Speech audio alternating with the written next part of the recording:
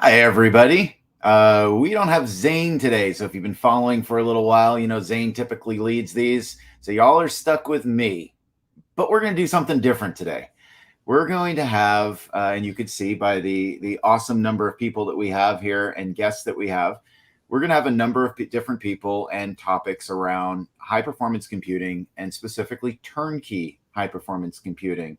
And we're going to kind of go around the table and discuss various aspects about, you know, what are some of the basic use cases that we need to solve, and what does it take to create and build a turnkey HPC solution. So I'm going to introduce everybody, and actually I'm going to call out their names and ask them to do a quick introduction based on the order on the screen. So Jeremy, welcome, and tell us a bit about yourself. Muted. There we go. I think that's going to be a lot better. My name's Jeremy Seidel.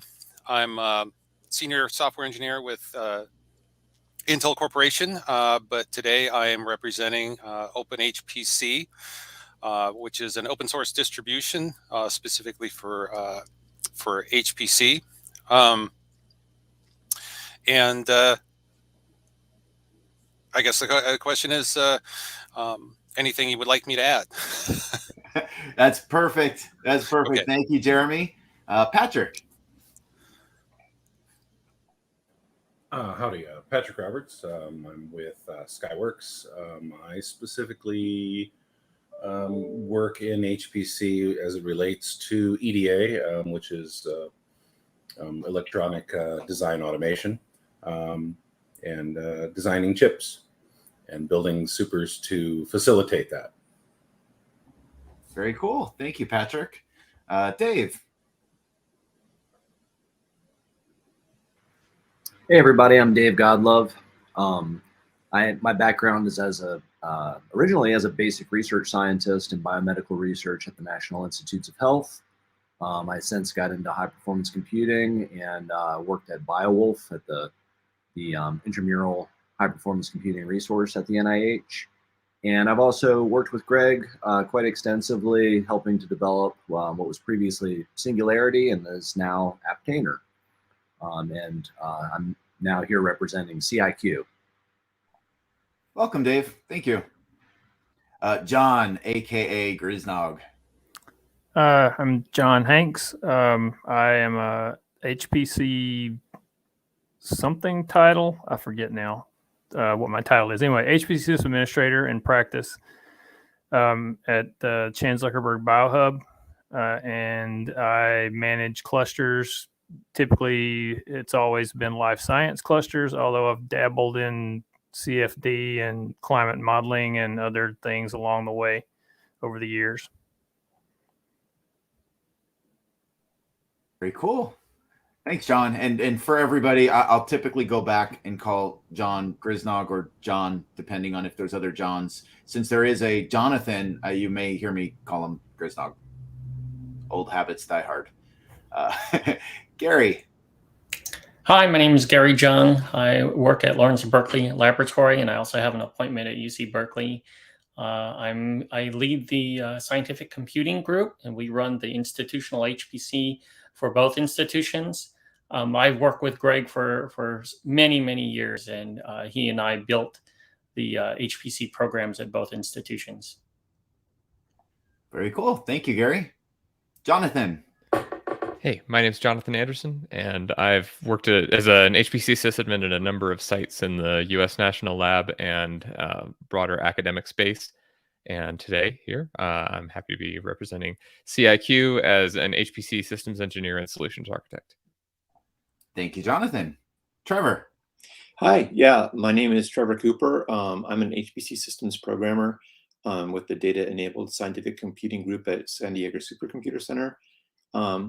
I've been here or working with Greg for a while now in the Rocky project, and I'm here to kind of lend my my input on this panel. Excellent. Thank you, Trevor. Forrest. Hey, everyone. My name is Forrest Burt. I'm a high-performance computing systems engineer here at CIQ. I do a lot here at CIQ, but primarily kind of with our fuzzball system, working on HPC 2.0 and that type of thing. I come out of the academic sphere. I graduated college about a year ago, and while I was in school, worked as the student sysadmin at the institution I was at. And also, along kind of related to that, got to work a little bit in the national lab space with regards to high performance computing. So very excited to be here and having a blast at CIQ. So glad to be on the panel as well. Thank you, Forrest, and thank you, everybody. We had a dry run yesterday where we all just kind of got together yesterday evening and talked about things. And I wish I could have paused that dry run and just kind of superimposed it to what we're going to talk about here, because there was so much information there that was just so fantastic that I really wish it would have been live, quite honestly. So what that told me is we are going to have this group back again multiple times, I think. And we may even make this more reoccurring, that we have panel discussions like this, because it was so cool to hear. So we're going to try to replay some of that and focus on some different topics, so everybody's fresh with it and bringing their ideas, like they didn't just say it the day before. So we're going to start off kind of talking about what problems do we need to solve for a traditional kind of sweet spot HPC system. When I say sweet spot system, a lot of us have experience with very large institutional level systems, but that's not the primary use case of most people out there in the community. Most people out there are going to buy a 50 to 100 node system from a vendor, and they're going to be looking at how do we easily manage this system. In many cases, these are postdocs, these are grad students, these are undergrad students. We joked around a little bit. Sometimes these are the most junior member of the team, the newest person to come in, or whoever lost the bet on who has to maintain the HPC system and install it and whatnot. So it's our job to kind of think about, let's take our experience and figure out, what do we need to be thinking about and providing to make their job more successful? And we have so much experience, collective experience in this room, virtual room. How can we help with that? So let's start with talking about some of the kind of just general purpose jobs that we all have experience with in high performance computing. So let's talk a little bit about kind of those requirements. So I'd like to hear from the panel on what types of jobs are we seeing? I mean, this historically used to be a lot of MPI and tightly coupled jobs. Is that still the case, or are we starting to move to a more broader diversity of jobs at this point, and maybe less MPI? What are people's thoughts on that? In my arena, it really depends on the software vendor that we're relying on, or even in some instances, the specific task that's trying to be accomplished, because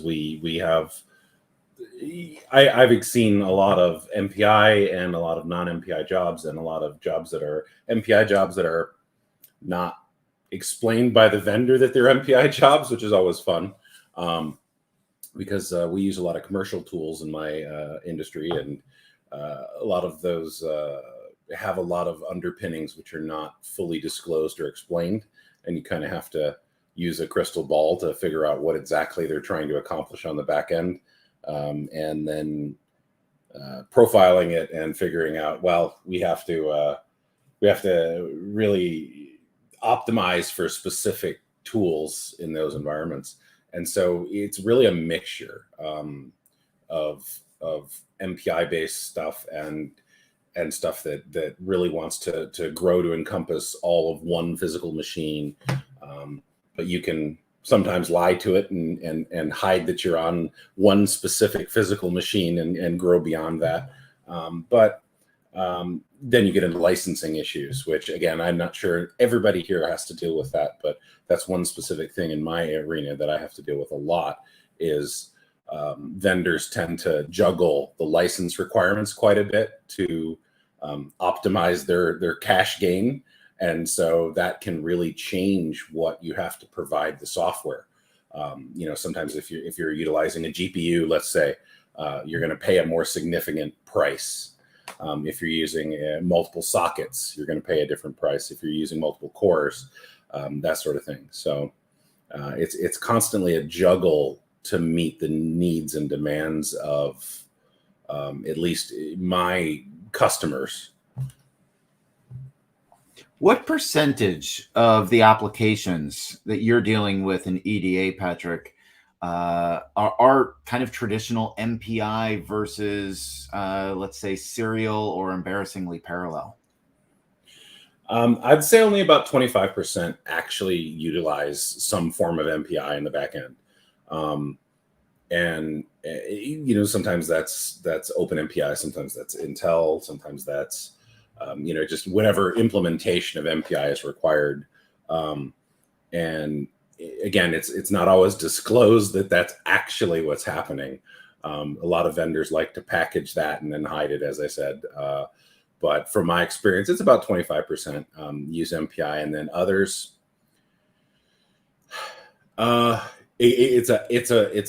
It's really a mix outside of that. What you end up with. I couldn't quantify it really. Is that about a normal percentage in terms of what we're seeing in other scientific disciplines? What about bio, for example?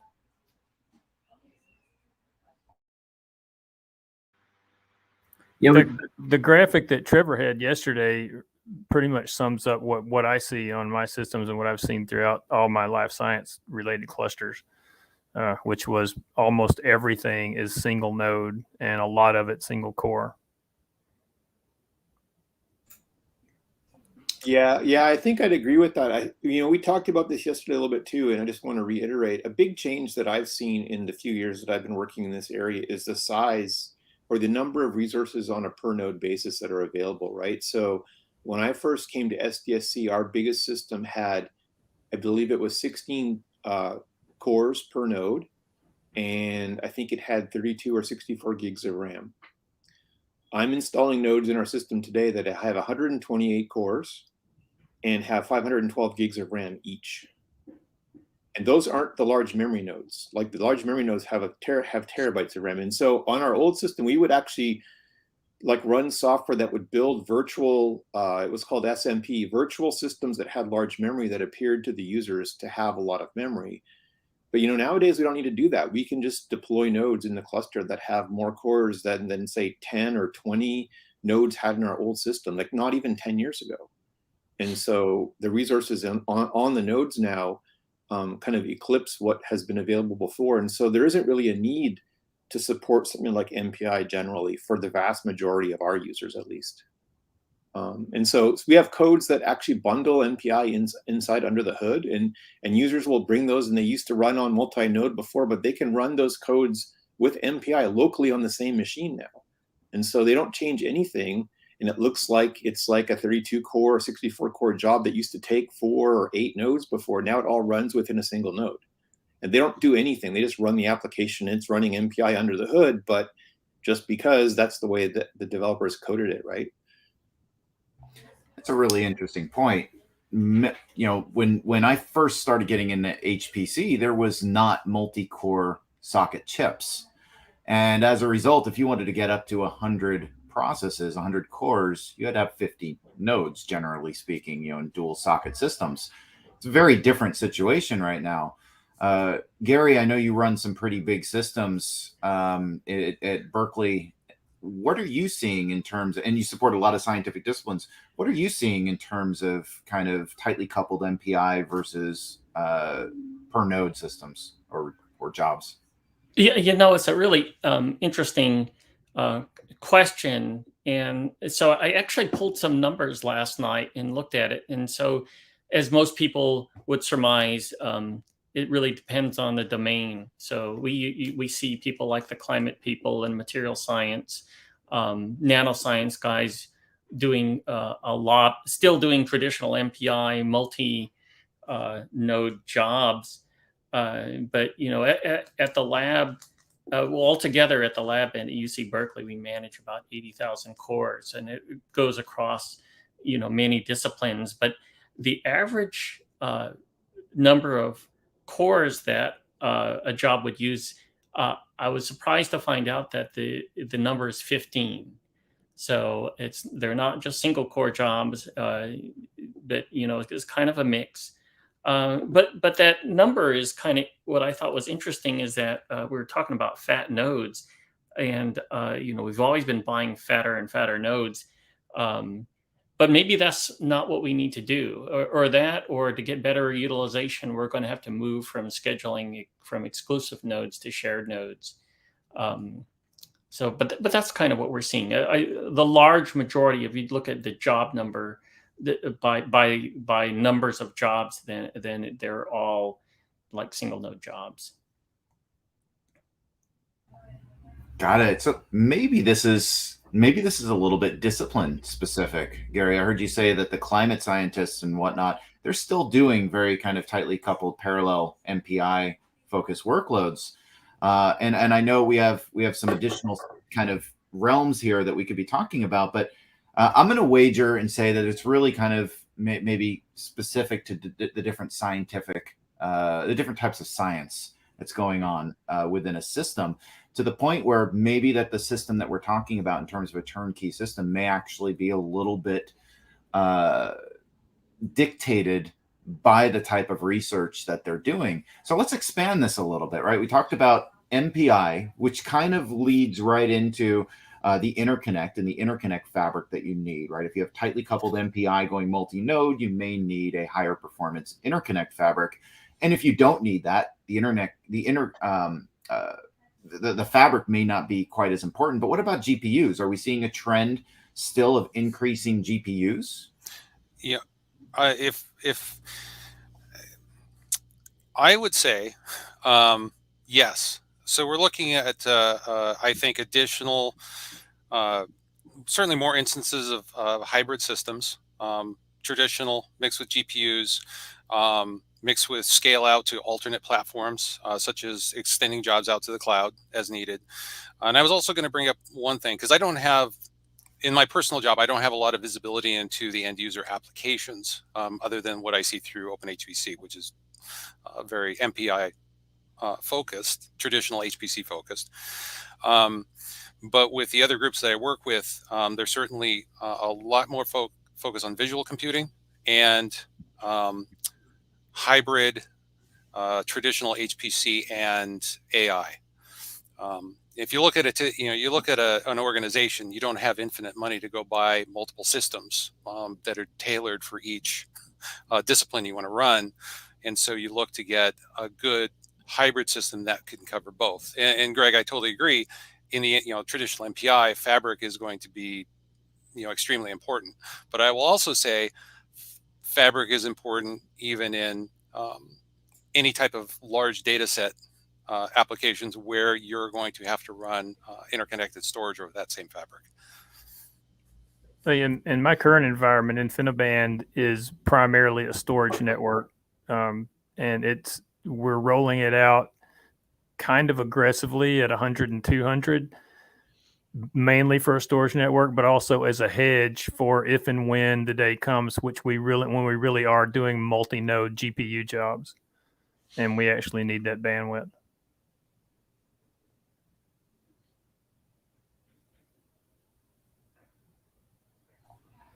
So Mystic Knight is mentioning any insights for geosciences such as oil and gas imaging.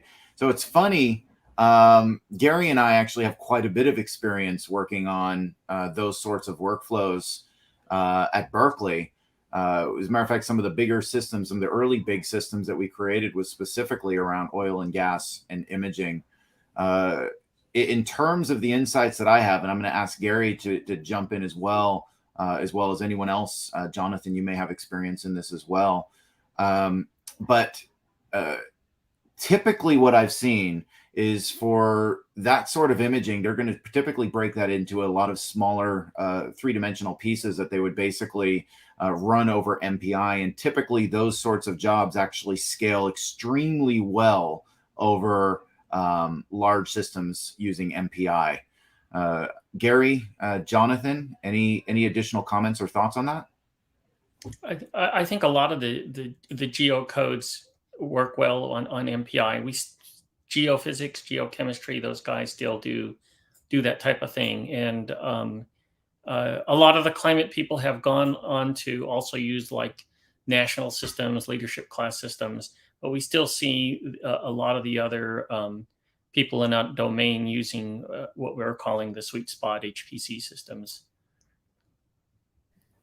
Yeah, my experience is that, you know, a domain like geoscience and oil and gas, these are HPC bread and butter applications. These are the applications that grew up and co-evolved with HPC as a medium. And what we're seeing with the prevalence of these single core, single node, non-MPI workloads are really from a new entire set, a new community of users who are more likely to have grown up in cloud resources, where things like parallel computing wasn't as much.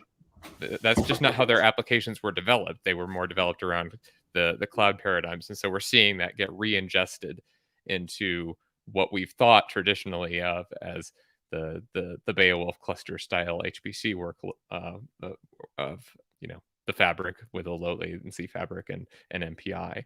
And I think that's a big part of where the impedance mismatch comes from. They're applications that evolved in different environments. That is a fantastic point. And speaking of the fabric, again, Mystic Knight, great questions. Predictions of CXL, and I would actually even expand that to basic just PCI switching and leveraging the PCI fabric directly and running message passing over that fabric instead of using something to come down further down the stack with an InfiniBand interface. Could we just do PCI directly and do that messaging? I've seen a little bit of this personally. And I'm curious if anyone else in the room has seen some some uptake of this at this point, and maybe see some cool ideas coming out of this space. I've seen some examples. I've never seen anything in the wild, but the science projects I've seen with it are pretty neat. But they're just that. They're science projects because they're not practical due to cost generally.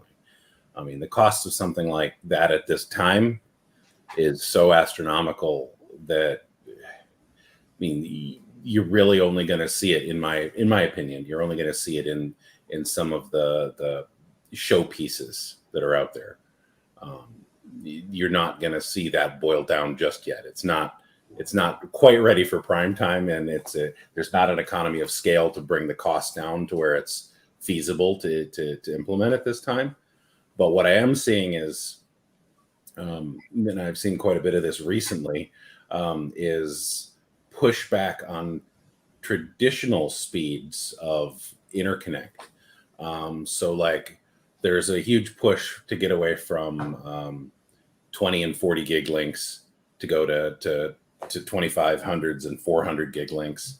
And it's coming in different directions. It's mostly coming from hardware vendors that are,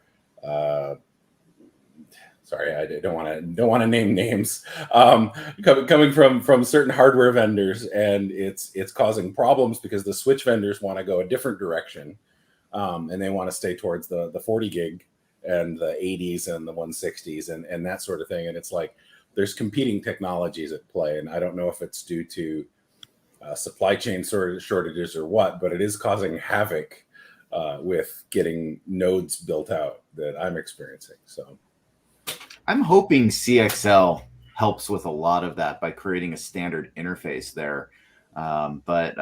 Yeah, really good points. And regarding scale, I think that having smaller CXL or PCI switching fabrics and then clustering those smaller fabrics may actually help kind of achieve an economy of scale in a different way than just having a very large single flat network like what we see typically with InfiniBand or Ethernet. So I think there may be ways to help manage that. But what I'm really hearing is that, there may not be one size that fits all. As a matter of fact, I'd kind of even push back on that notion. Maybe this is going to be a little bit more about, if we're thinking about some sort of turnkey HPC system, it needs to be fairly flexible about what needs to be part of that. And so let's start moving into that direction. Like, what is needed? And Jeremy, Well, your experience. Sorry, was there another thought? Well, I was just going to say along those same lines. I mean, if we're thinking about sweet spot sized, as you said, 50 to 100 nodes. I mean, we're talking a lot about NPI and what sorts of workloads use NPI and things of that nature. But really, I mean, a lot of the geosciences, the types of applications that we're talking about, the material sciences and things, those are applications I would contend that probably aren't going to run very often on the sweet spot kind of sized machines that we're talking about. When we're talking about those, we're talking about individual labs or maybe small groups of labs that are buying this hardware and acquiring it, running it themselves. They're not going to be big oil and gas is not going to be running workflows on these size machines, right? So that's a really interesting point, and I'd be really curious on Jeremy and Forrest's take on that. Where are you seeing, like, in terms? So Jeremy, I know OpenHPC focuses a lot on kind of the turnkey, distribution of this. What kind of use case are you seeing? Are you still seeing a lot of MPI uses? Of course. I mean, the MPI applications are out there, and people are using them. Like I said, it's a in terms of what I'm seeing, in terms of what I'm supporting at Intel, is more of the move into the hybridization of, like I said, it's adding additional components like GPUs, as well as being able to support different workloads like AI and machine learning is a major move. You have a lot of systems available, so you're looking for these being able to at least dual purpose these between MPI and other running PyTorch or other jobs. But there's a lot of background discussion going on right now about Ethernet, because in terms of turnkey and in terms of what I still think most people want is Ethernet. It's there, it works. And for most jobs, it's fast enough, especially if you're talking about coarse-grained applications. They're not going to make use of high-speed fabric. That's more money put into faster systems instead of higher-speed fabrics. Yeah, for a system this size that we're talking about, like this sweet spot, Ethernet has evolved to such an extent where you can put that in, and if you don't have any cross-node parallelism, great, you just have a network. But a couple steps later, let's forget about supply chain for the moment. Just pretend we can buy what we need. You can get a Rocky compatible switch, and you get low latency too. And maybe it's not as good as the best InfiniBand right now, but it's a pretty good middle ground for this size of cluster. And doing Pixie booting over Ethernet is much easier than doing it over InfiniBand. Well, and that's where you come in, where sometimes the best approach is multiple layers, where you have your command and control layer, you've got your general interface layer, and then you have your background disk layer necessarily of networking.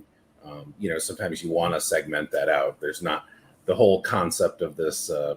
I hate to use this buzzword because it's painful to me as always. Hyper-converged. Where that's kind of, it doesn't work sometimes when you've got narrow pipes.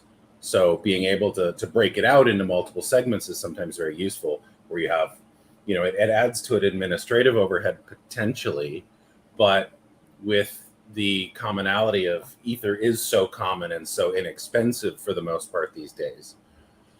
Well, you've got, four ports minimum per node in most instances. Well, why not? LACP, 2 of those off for a management side and interface side, and 2 of those off for storage, or something along those lines. And you can come up with a fairly elegant solution where you get it to work without too much management overhead.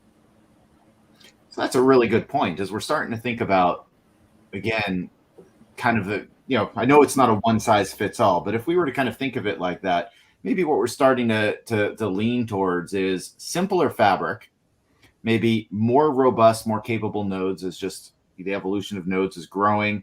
It sounds like GPUs is still going to be kind of a major aspect of this. We're going to need to be able to support GPUs on some percentage of those resource nodes, may not be all.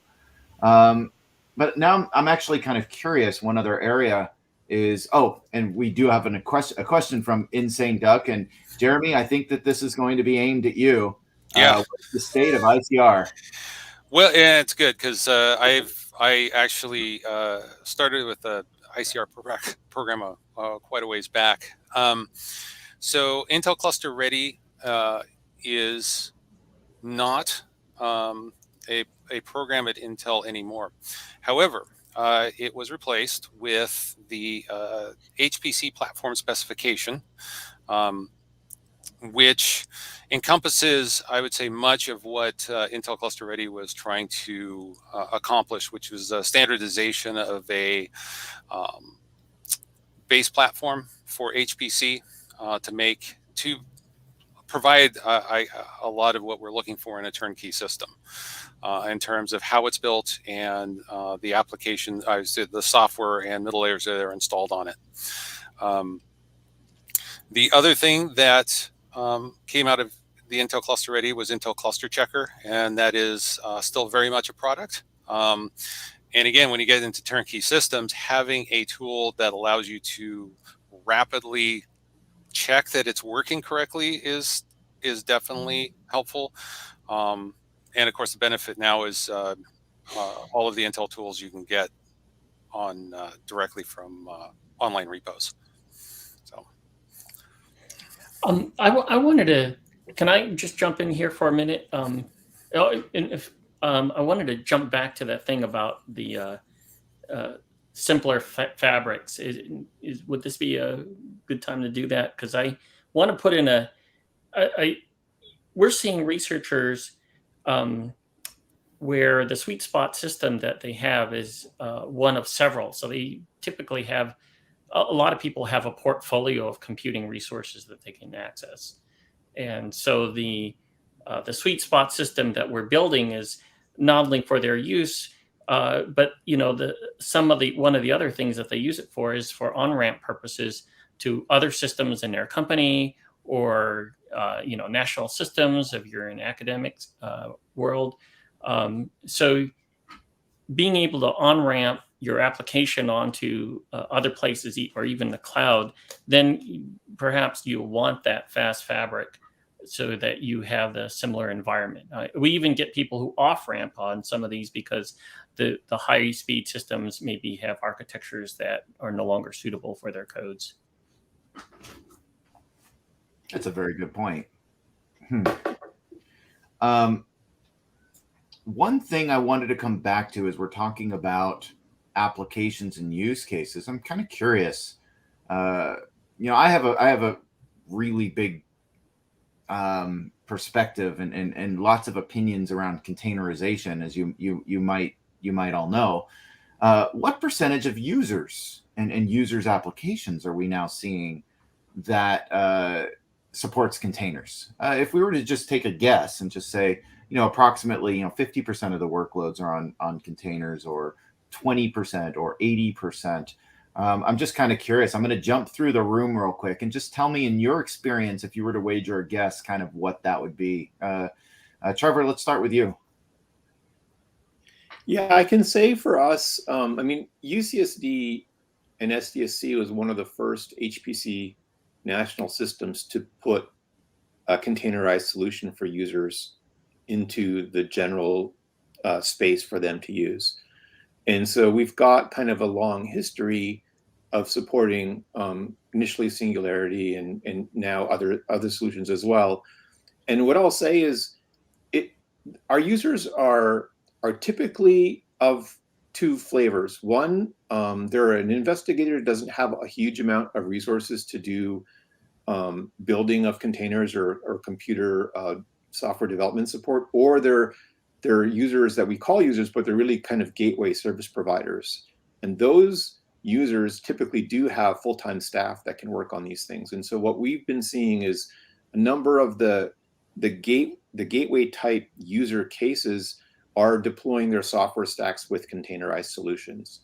And so some of our biggest users are actually gateways that support hundreds or thousands of other users outside of our system. We don't count them directly on our machine, but they get counted in the big pool. And so, we've seen cases where they're doing that so that they're more able to move their software stacks between systems. So they may have allocations at multiple national systems.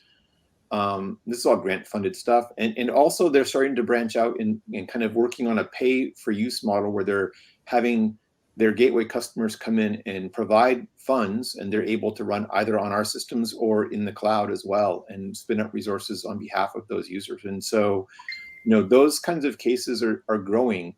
It's not typical for, I'll call them small-time users or long-tail users to be doing that because they don't generally have access to systems where they can build their containers or have the expertise to do that. Our user services people build containers for them and provide them on our system. So I think it's on the order of like 20 to 30% of our users are running containerized on our big systems now. Got it. Forrest, what's your take on this?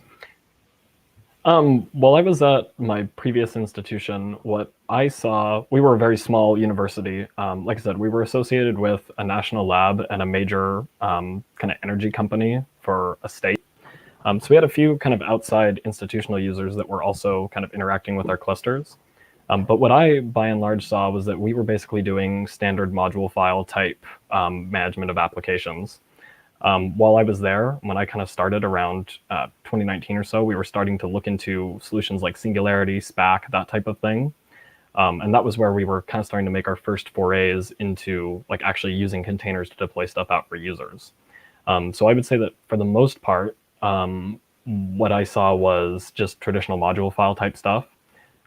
It's probably on the order of maybe 5% of the users that have containers and stuff. It was mostly things that I was building out that were just kind of, custom environments for certain researchers that would be difficult otherwise to represent within a module file system. So yeah, in my experience, at least from kind of a small institution, it's mostly still on the module file system. I would say it's 0 to 5% of people that are deploying containers regularly in that type of environment as far as users go. Got it. Thank you. Just to kind of run through the rest of the group here real quick, I'm going to ask you just to spit out the percentage that you would guess on. So Jonathan, percentage of containerization that you've seen on systems. In terms of actual running workloads, I don't know. What I started seeing though was when new workloads came in, and when at my last academic appointment, when new requests came in for help getting software set up, our support guys had really turned the corner on, instead of trying to fold all of those dependencies into a central module stack, it was just way easier to fold it into it and build it up as a container and hand that to them. And so I'd say well over half, maybe even 90% of the workloads that people were bringing in, if it was more than just make install in their home directory, they were putting it in a container. Got it. Very cool. Gary, what about Berkeley? I don't know the percentage of users, but we see a lot down at UC Berkeley for a lot of people making the transition life sciences off their laptops. And then we're also seeing it on the other side. We're just recently started hosting the computing for the Joint Genome Institute. And they're containerizing their work also, as Trevor mentioned, so they can make use of multiple resources. And so it's almost like a type of high throughput computing, the way they're using it. So that actually uses up a lot of computing resources. Now they kind of have like a whole automated thing going. Got it. Very cool. Grisnog. I'd say less than 10 or 15%, and probably the vast majority of that containerization driven by container being the best way to install a specific application, or the application being delivered as a container. Got it. Dave. Yeah, I mean, as you know, the NIH was also an early adopter of containers. I would say, as far as so I think it's good to separate out container users between like consumers versus producers. And so I would say maybe 30% of users or more are either creating their own containers or downloading and running containers that are pre-built from Docker Hub or some other registry. And then the other thing, once again, as others have mentioned, is that staff have really, at the NIH, staff supports around 1,000 and growing applications, and they've really started to install applications primarily as containers, and to do so in such a way that end users don't even realize they're using containers when they use these applications. So that's become like, I don't even know, maybe 70, 80%, maybe even more of new applications which are being installed on the system by staff members are being installed as containers within LMOD, underneath of LMOD, and still as part of the module system. Everything. Got it. So it sounds like a similar use case to what Jonathan was saying as well. Patrick, how is the adoption of containers in the EDA space, just percentage-wise? Percentage-wise, there's only 2 major vendors which are adopting containers aggressively, and that's only because they've been really forced to by the industry. The EDA industry in general really wants containers because the overlapping needs requirements are so painful with the software. So it's hard to give an accurate percentage simply because it can depend project to project, chip to chip, what you're going to be pulling in, process to process, what you're going to be pulling in for a software vendor perspective. So that can change. But I can say from administration and architectural side, there's a huge push towards containers, again, for that same reason of EDA traditionally has to keep ancient Unix systems running for years and years and years, well past their expiration date. And that's simply to support or to have a fully supported from the vendor perspective environment. And if you can do that through the usage of a container, then that's amazing, because then your actual compute environment can actually proceed and move forward with performance enhancements and security fixes and things like that. And then you have the container to hold the antiquated OS inside of it, and that works great. The only problem is container to container communication can sometimes be a problem, which I'm sure we've all kind of experienced to some extent when you've got a product from one needing to be consumed by another piece of software, and it's how do you have a container that calls another container and then feed back to that first container, especially when you have an interactive UI inside that first container. And the only way to truly do that well is through either using a job scheduler and network pipes or something along those lines, or stacking containers on top of each other with singularity stacking. I mean, there's some weird ways to get around that. Sorry, not to delve too far into the nitty gritty of the problems with adopting containers, but I mean, that is kind of what it comes down to, is that from a architectural and administrative perspective, it's a difficult thing to adopt when you don't control the entire code base. And that's, again, with homegrown applications, I think it's fairly easy and highly recommended to adopt containerization, simply for repeatability and reusability and infrastructure as code needs. But then when you have to deal with vendor software, that's when things get interesting, because then you have to really push those vendors to make things work right inside of a container. And that's a kind of a mixed bag depending upon the vendor. Once the industry fully pushes really hard towards that, I think we'll see a change kind of come over the software vendors. And over the last, I want to say 2 to 3 years, that's really started to happen in the EDA space. Some of the really big names are starting to wake up and realize that, oh, we better really kind of start doing this container thing, because it also enables hybrid cloud, on premises, off premises. When you've got containers that work regardless of what the underlying operating system is or has, that's when things, become a lot easier when you're doing that. So sorry, not to delve again too deep into that, but no, I think you nailed in a really important point, which is so much of this is dictated by software vendors.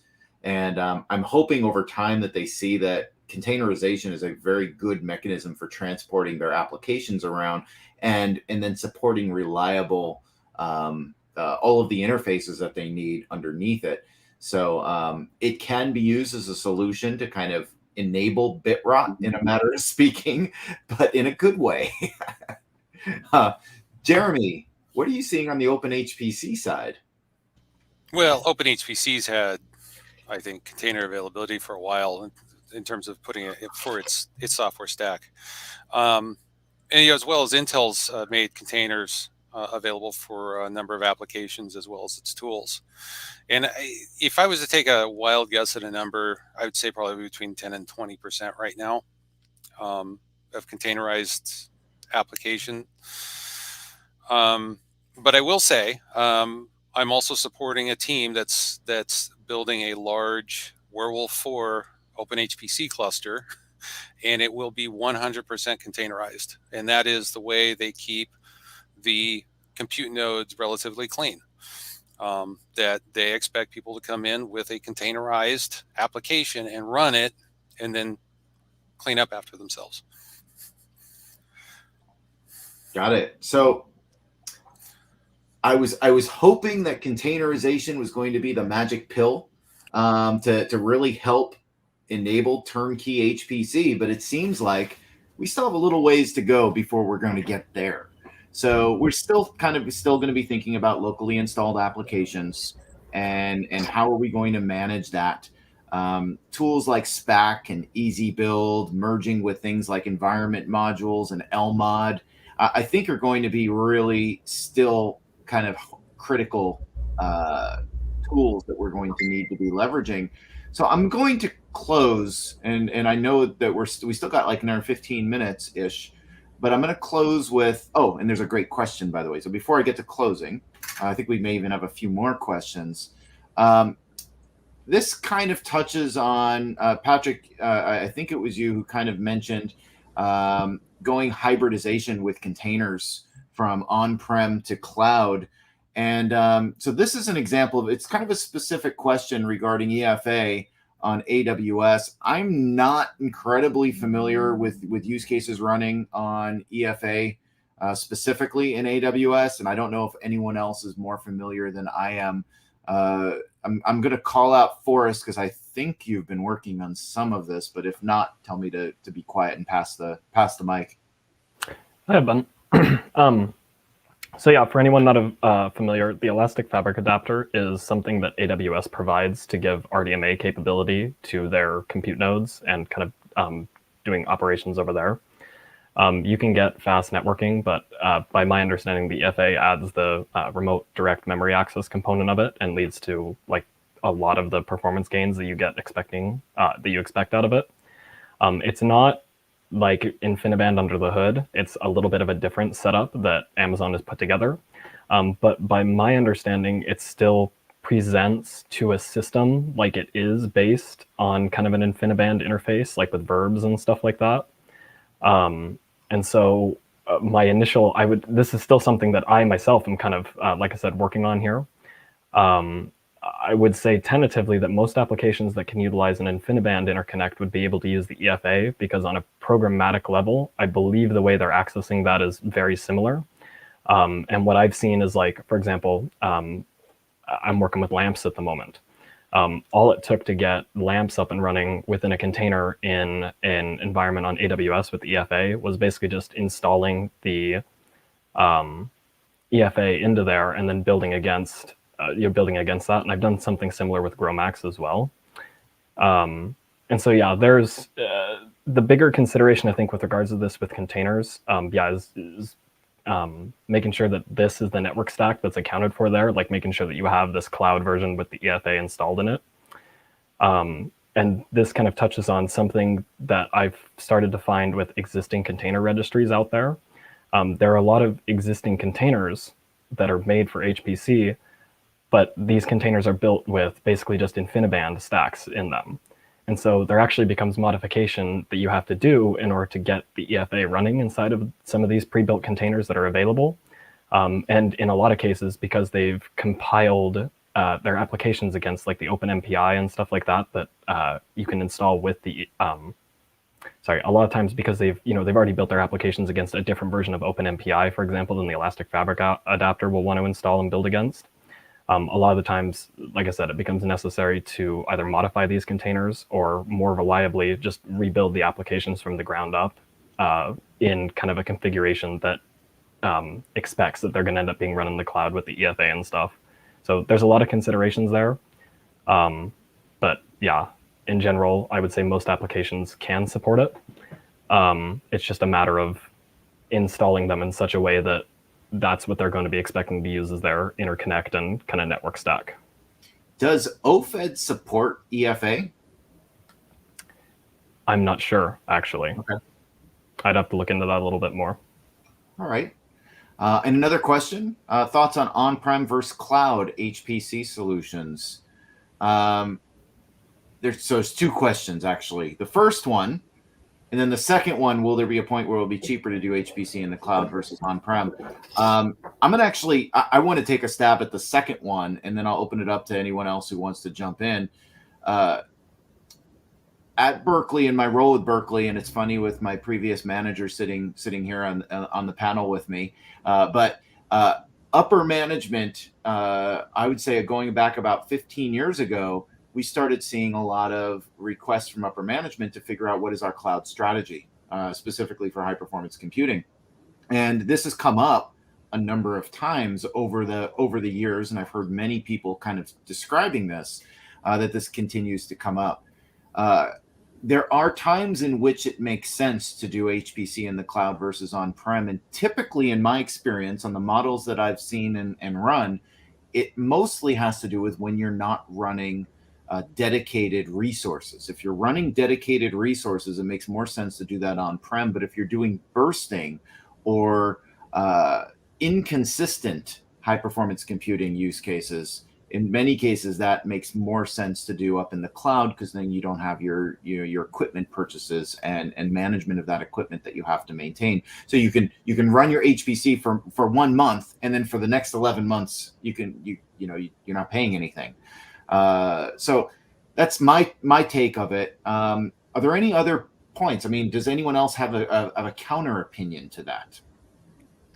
So I don't have a counter opinion, but I can say we had a similar kind of top-down mandate to investigate whether we should be doing HPC in the cloud, and we did kind of the financial modeling for it. And you could kind of make an argument for it with compute, but it was always storage that just made it completely untenable the minute you started talking about having as much storage as we had available on-prem for long-term capacity as well, and in particular Scratch. It just didn't make sense. What I like to say is that cloud is really good, not because it scales up. There are reasons for that, especially in business use cases, but it's good in this realm because of how it scales down, and you get the full benefit of a crazy production environment, even if you're only running a single core job and you didn't have to deploy any of the support infrastructure for that. So exactly like you said, burstiness is a great use case for it. But the minute you start talking about high utilization, even on compute, it's always going to cost less to deploy locally, whether you have the staff for it and the floor space for it and everything that goes into it. It's a different question. And I think you touched on the first part of that question too, which is the data. In many cases, the data is going to be the limiting factor as to where are you going to run. You're going to follow the data.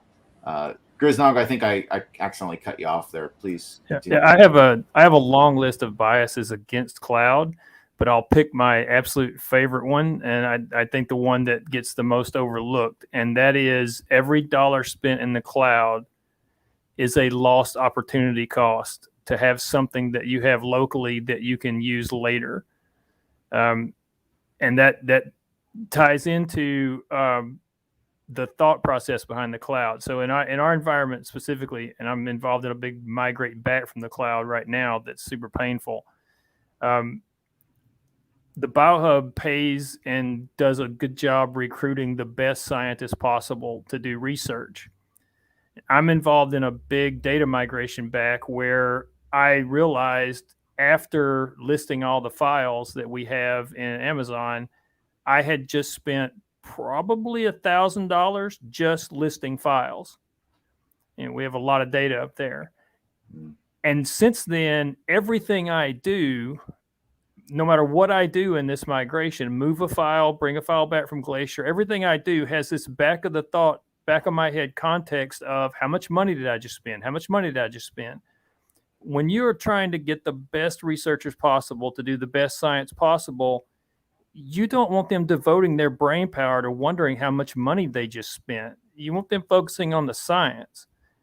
And the minute you move into the cloud, because of the cost model, whether it was cheaper or less, doesn't matter, cheaper, more expensive, whatever, you've now made that a thought process that everybody who uses your resource has to go through. It's why I hate cost recovery in general for scientific clusters, for cluster support research. Some of it's necessary, I get that, but just in general, using the cloud means that everything is done in the context of how much money did I just spend. Not should I do this experiment? Can I afford to do this experiment? And spending that money on premise, you put the hardware in a closet, corner of the lab, whatever, you can run on it for the next 10 years and it'll still do what it did when you bought it. And you don't have to ask yourself, how much did I just spend on that experiment when you run it? It's an interesting point, looking at it from the scientist perspective in terms of managing costs. And Gary, I didn't mean it in a bad way at all. Gary was the best boss to work for. Oh no, that's fine. It's fine. But I did want to say you never forced a cloud mandate on us, but we definitely had to deal with this together. Yeah, I just wanted to chime in that because it's been a while since we've done that cost analysis. I had to update it about 6 months ago, and we have 20 years with the data center, so I know all the investments, chillers, cost of the maintenance people, all the hardware that's gone in there, and so just costing our workload in the cloud.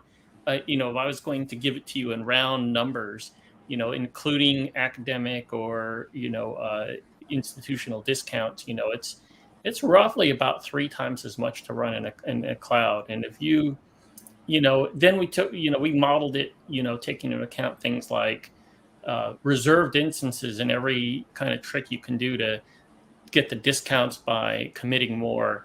And then you can get down to maybe about 2 times as much. And then if you really, there's a paper out there, Fermilab, people look for it. They did like running, when the spot prices dropped low enough, and you could see that the best that they could do with even preemptible jobs, was like 1.5 times. So, but that just kind of reconfirms what most people on this know. But it's not to say that we don't use the cloud, because our use of GCP has tripled in the last 2 years. So there's a lot of tools a lot of easy to use tools which attract people, and it works well for those things. So I'm not against cloud. All I'm doing is just stating the cost. So great question from Brent. I actually haven't tried to run Gaussian in a container yet. Has anyone else? Okay, Brent, we're gonna have to get back to you on that one. I can't see any reason why it wouldn't run in a container. My only concern, I can't think of anything about it. My only concern would be as if it's licensed to run in a container. There you go. One thing I wanted to make a point of with regards to cloud push for HPC is, and I think Grisnog really kind of hit that point home about data movement, things like that. That's where, and others also brought up some really good points regarding this. I think that's where a hybridization really matters, because being able to run your workload when you've got available hardware and available instances and available licenses locally is great. But it's those burst instances when you really need, oh, well, shoot, I need an extra 10,000 cores.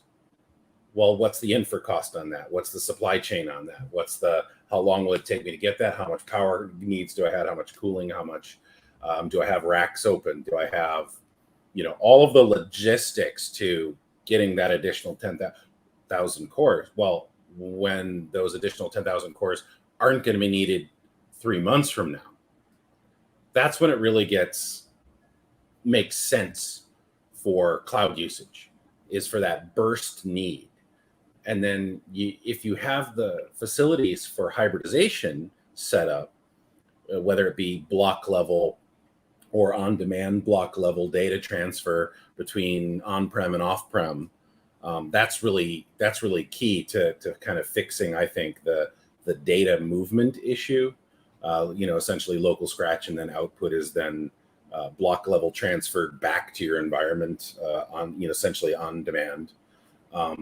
That's where that really takes kind of makes cloud work for you in an HPC sense, rather than kind of against you. Is that you don't use it for your day-to-day jobs. You scale your on-prem capacity to meet your day-to-day jobs, but then you use cloud to meet your burst needs, your burst functionality. Because I think all of us probably have had that, instance where a developer, in my case, it's a designer. In many of your cases, I'm sure it's a scientist who says, well, I have this thing and it's going to take this amount of resources, but it's really important and I've got to get it next week. And, how do you get at that? How do you take care of that? Well, not bursting your budget for the year on hardware and then having hardware sit idle. And that's, to me, that's the worst, is when you've got beautiful infra that you've built that's just amazing, and then it's sitting there idle, or licenses that you're paying millions of dollars a year for, that your designers or developers aren't utilizing those licenses, but you're indebted to and contractually obligated to those vendors to hold those licenses. And if you give them up, getting those licenses back on the next fiscal year is so painful. That's when burst matters a lot. But then the downside is that how do you get vendors to license that intelligently to you so that you can do that, without breaking your bank? Because again, those additional 10,000 cores, you can easily spin them up in the cloud, but then how do you pay for the licenses to run the software on those 10,000 when you're on a 6-month or a 12-month license cycle with a software vendor? That's again one of the other things to bear in mind, and is how do you get the vendors to work with you on burst capacities? But great points. Comment from Stanford. So having a researcher say, I'm too scared to ask a question about my data because it'll cost too much. Grisnog, this is 100% exactly, I think, what your point was right there.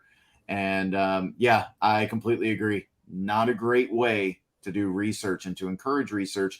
But to Patrick's point and Gary's point, I think there are good ways that we can be thinking about how do we leverage cloud resources for high performance computing. And what did we learn over the last hour?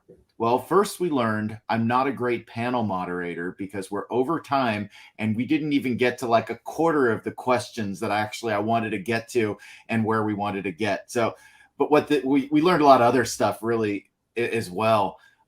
This is a bigger topic than just one panel discussion. So what we're going to do is we're going to extend this. This is going to become a multi-part series, and we're going to work with everybody on this panel and see if we can have a few more follow-ups on this topic. We kind of got to what problems are we trying to solve? Kind of got through that. We still got a few more aspects of that. But let's continue this discussion, and maybe it'll be next week. Maybe it'll be in 2 weeks from now, whenever everyone's schedule aligns. But we are going to work on that And I'm going to channel Zane here. So like, subscribe, follow, keep track of what it is that we're doing, and be notified on the updates. So you are notified on the updates for this. Zane will hopefully be back very soon because he's much better at this than I am. And but until then, I want to thank all of my panelists and everybody for watching this. The huge amount of awesome information that we went through, and I'm expecting lots more to come with this group. So thank you very much, everybody, and keep track. We'll see you next time. Bye.